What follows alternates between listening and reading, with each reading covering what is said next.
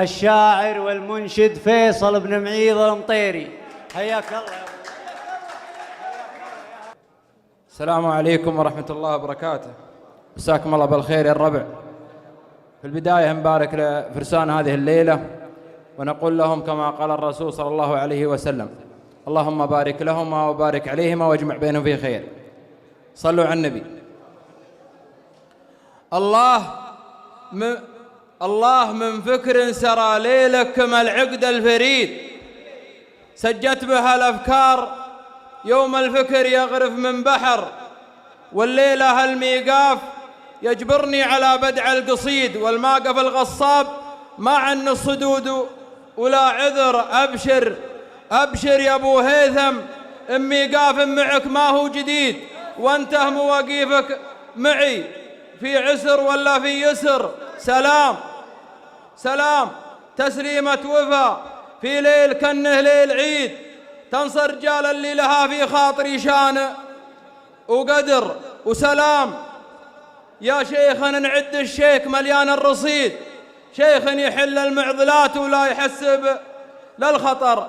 هذاك أبو جاسر عن الماجوب رجل ما يحيد، واسم ينوم سلابته والراس يقدح من سطر.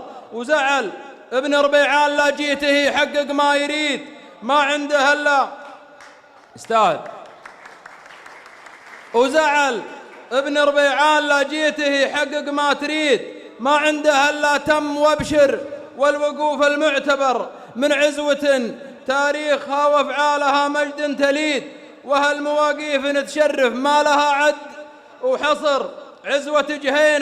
عزوة جهينة فزعة المضهود في اليوم الشديد، وينبيك عنها طيبها واخذ الكلام المختصر اللي يخاويهم على وضح النقا حظ السعيد. والله ما يلقى الرجال اللي تنومس والفخر، واللي يعاديهم يذوق الموت في حبل الوريد. ما قد مهل السيف ابو حدين والموت الحمر. اي والله الجهنان في الميقاف سيف من حديد، معدلة روس الطغاة اللي تدور للقشر. اي والله الجهنان يستاهلون. اي والله الجهنان في الميقاف سيف من حديد، معدلة روس الطغاة اللي تدور للقشر. وحنا مطير وفي اللزوم نطوع الراس العنيد ما عليكم زود.